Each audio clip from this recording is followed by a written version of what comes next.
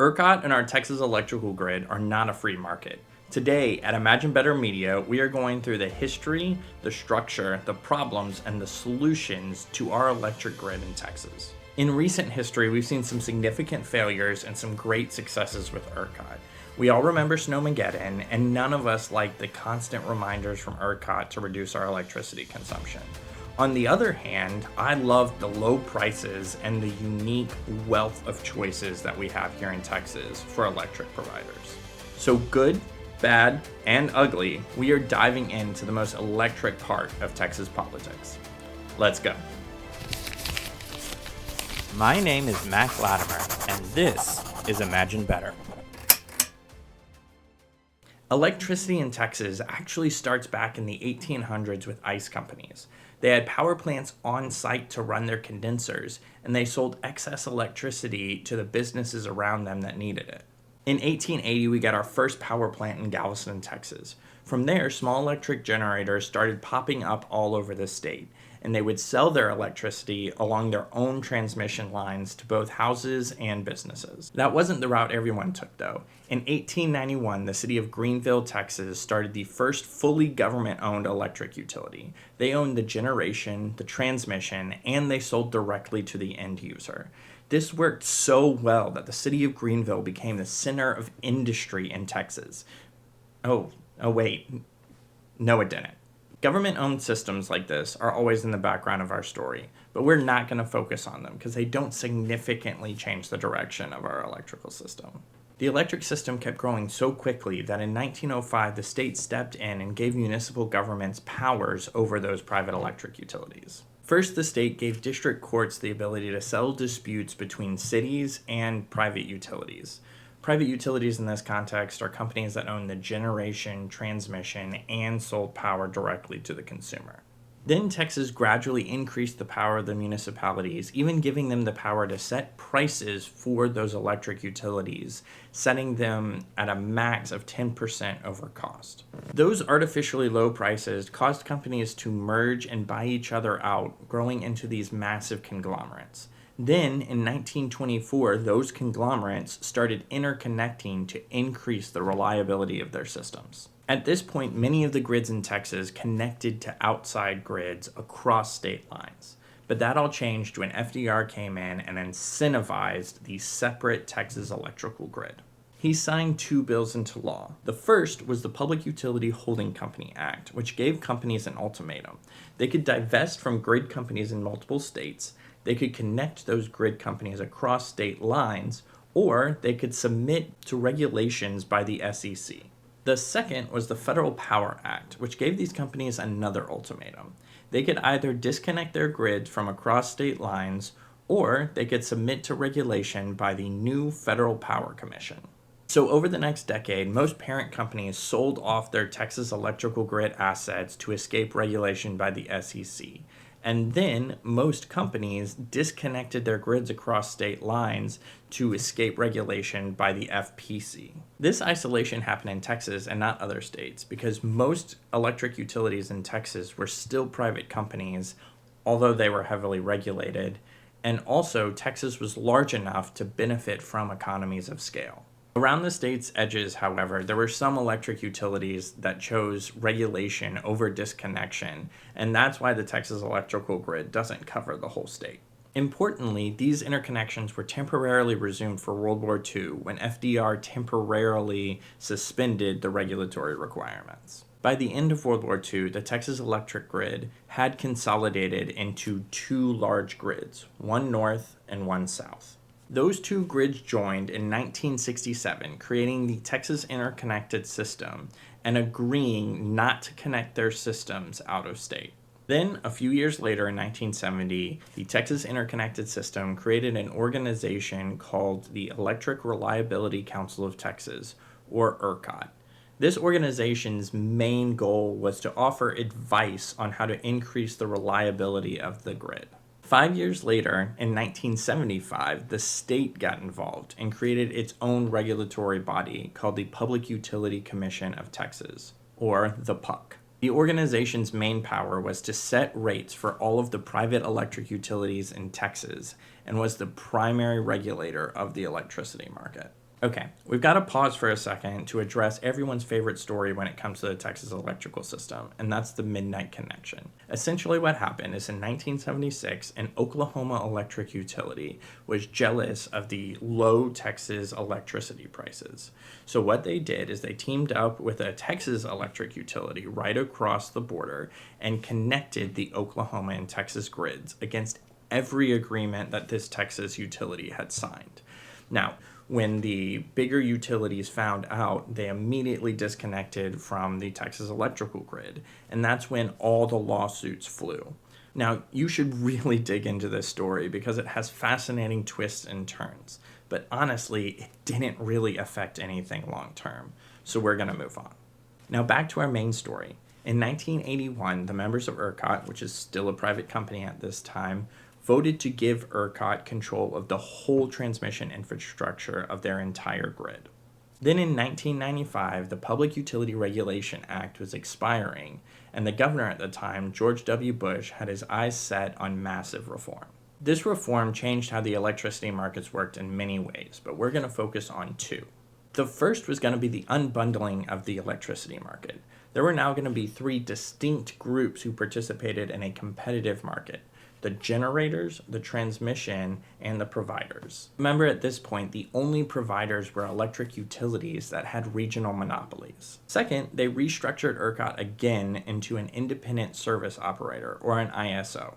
ERCOT would now ensure that all qualified generators got access to the grid, all transmission lines were operated under a neutral policy, and all wholesale purchasers, or providers, got access to the same prices. 4 years later, the legislature allowed new entities called retail electric providers to purchase electricity and sell it to end users. So let's dive into the structure of the Texas electrical market.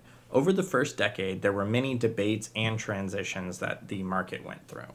The first problem to solve is how to let those retail electric providers gain a little market share without the established electric utilities crowding them out. The legislature established a price to beat, or a price floor, that incumbent players could not sell electricity below, allowing those new companies to undercut their prices and gain market share. Those utilities could also not hold more than 20% of the generation capacity in this period, forcing some of the companies to auction off power plants. This system only lasted from 2002 to 2007, just long enough for new entrants to get themselves established. And these reforms worked. By 2008, 85% of people had tried at least two different service providers, and 40% of them were with these new retail electric providers created in this system. The next problem was dealing with the congestion of transmission lines when deciding where power would originate from. The two options were a zonal and a nodal system. The zonal system split ERCOT up into several regions, keeping generation close to consumption, and would only charge congestion prices when electricity moved across those regions. A nodal market would charge congestion prices by the wire with no regions. Long story short, ERCOT went with the zonal model that collapsed in 3 weeks, and so they switched to the nodal model, although it took 7 years to make the complete transition. Another problem was resource adequacy, which is just a fancy term for generation investment. How would we ensure that companies invested enough in power plants to match demand? The first is to allow prices to direct investment. When prices rise, that encourages people to invest in energy production. The second option, which is really a whole bunch of options thrown together, is to somehow incentivize companies to have excess capacity. Because option 2 would require massive investments in inspections and checks, ERCOT went with option 1 and saw world-leading investment in generation capability. Then we have the transition market. Texas, unfortunately, did not create a market in this circumstance. Transmission infrastructure is mandated and approved by the Public Utility Commission of Texas. It's a top-down design that guarantees a specific rate of return to these transmission companies. Unfortunately, then, you have two programs that are far from the market standard. You have the renewable energy credits, and you have the energy efficiency resource standard. The first is to build more renewable energy, even if that's not what the grid needs. The second incentivizes power retailers to shave demand at peak times, removing the incentives to create excess capacity. So, Texas created a competitive market on electricity, and it provided one of the highest amounts of electricity per capita at one of the lowest costs in the United States. So now we can complete the history of the crashes of 2011 and 2021. Now, these crises were a lot simpler than they seemed. Demand spiked during record cold winters because Texas's heating systems are very energy inefficient. High demand paired with low supply as energy generation systems literally froze. No, it wasn't just wind farms or natural gas plants that froze. All power generation systems froze, including even coal and nuclear power. So in 2023, the Texas legislature created a fund to give low-interest loans to construct dispatchable power to the grid. This reform was utterly antithetical to the Texas market system. So, what are the problems with the Texas electrical system? The first problem is incentives. Between ERCOT and the Public Utility Commission, no one has full responsibility, and because both are now government entities, they can't be sued because of sovereign immunity. Nothing bad happens to these people if they mess up. The second problem is the transmission market. Our transmission infrastructure is undeveloped because it's run by bureaucrats and not as a market system. That is one reason we have so many solar farms in Bell County. If we had more robust transmission infrastructure, they would be in West Texas and the power would be transferred along long-distance transmission lines. The third problem is government intervention. The Texas government is spending money on renewable energy, on natural gas, and on energy efficiency. All of this money distorts a market that is better equipped to operate on its own. Now, the solutions to the Texas electrical system flow right from these problems, but I'll present them in reverse order. The first solution is to eliminate any incentives that the Texas government is giving to one power source or another, or to encourage energy efficiency standards. On top of that, we can even add taxes to things that are getting federal subsidies to return to a true market price. This fix would ensure that Texas got the right blend of power resources rather than favoring the ones with the most lobbyists. The second is to turn transmission infrastructure into a decentralized market, just like we did with power generation and retail consumption. This solution would incentivize more transmission infrastructure being created and remove the market power from the established players. The final step is to get rid of the Public Utility Commission of Texas and transform ERCOT into an organization that's liable for its wrongdoing and financially incentivized to do better. Private markets work better because they are liable for their failures and they are rewarded for their successes. We've proven that markets work better than state direction. Let's go all in. So what do you think? Do we really need the state to incentivize a proper market? Let me know in the comments. If you made it to the end, thank you so much, and here is how you can help us. First, you can click the like button and the subscription and notification buttons if you're on YouTube.